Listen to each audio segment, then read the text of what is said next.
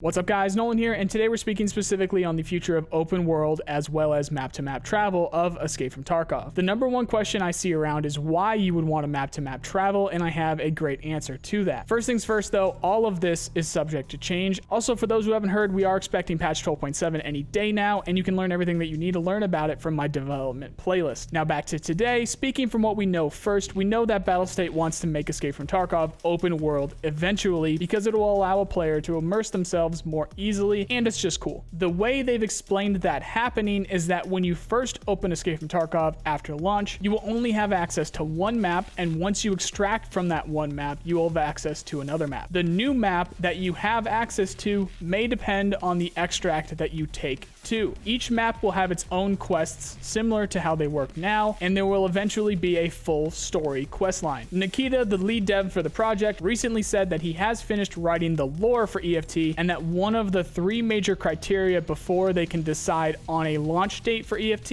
is the storyline quests. Now, once you have extracted from every map and or completed the storyline quests, you will have access to the open world. Many people have been questioning how BSG will get this to work, and without seeing anything in-game to compare it to, while comparing it to their track record, I can understand why. Nikita recently mentioned that they might try map-to-map travel before the end of this year. If they were going to have Tarkov as open world, that would be a great start for sure. When speaking on the subject, Nikita mentioned shoreline to reserve, then reserve to customs. For those who don't know, these maps are all connected and actually walking distance to one another. And while we're on that subject, actually all of the maps are, which of course is by design for the open world endgame. Now, speaking about labs specifically, this will eventually only be accessible through map-to-map travel for balance and storyline reasons. Nikita recently confirmed that not only will you have to bring a key card with you to streets in order to access labs, but you will also have access to it through customs and factory as well. The way that would look is that you would match into one of those three maps, find the entrance to labs, match into labs, do what you need to do in labs, then extract. You'd extract to one of the maps that correlate to the extraction though, so you may end up on streets even though you entered labs through factory. You would then need to extract from streets to get back to your hideout. Now we're going to move on to some well-informed speculation, which according to some people a lot of my videos are, but I hate to tell you guys that I'm just a massive nerd who followed this game way too closely for several years, and in this video specifically, everything I just discussed is either confirmed as work in progress or planned to be worked on at some point. Now, the biggest question that I got from last time I discussed the subject was why? Why would you want to map-to-map travel or explore the open world map in that fashion? What incentive is there? Well, for a start, there's the most interesting one for me, which is time. The game is called Escape from Tarkov. If we had all the time in the world to do as we please, it would probably be called Tarkov Life, where we could live out the end of our days shooting scavs in the legs with Mosins and eating Tashanka in our basements. When outside of a raid, time moves much quicker, while when you are in raid, it's real time, or at least very close to real time. I bet there is going to be a time aspect to many quests in the future where if you leave the map, you will waste too much of it and end up failing. We've seen this before, so we know BSG are at least thinking about it. There used to be a task for Prapper where you had a time constraint to kill 25 scavs on customs. If no scavs spawned, you'd waste at least 10 to 15 minutes just trying to get back into the map. They ended up removing that task for that reason. Many people who failed the task didn't have trouble finding and killing scavs. They had trouble matching back in and the time that it wasted. Now, that specifically doesn't work exactly here because it was based on one map in real time, no matter whether you were in game or not. However, you can see my point and imagine what else they could use that format on. I can easily see tasks that require you to deliver something from one trader to the other or get them something specific in a short amount of time, where you would need to map-to-map travel in order to get them quickly enough. If you die or go back to your hideout, then time would speed up while you were not in raid and could make you fail the task. And that's if dying didn't already. Then there's the much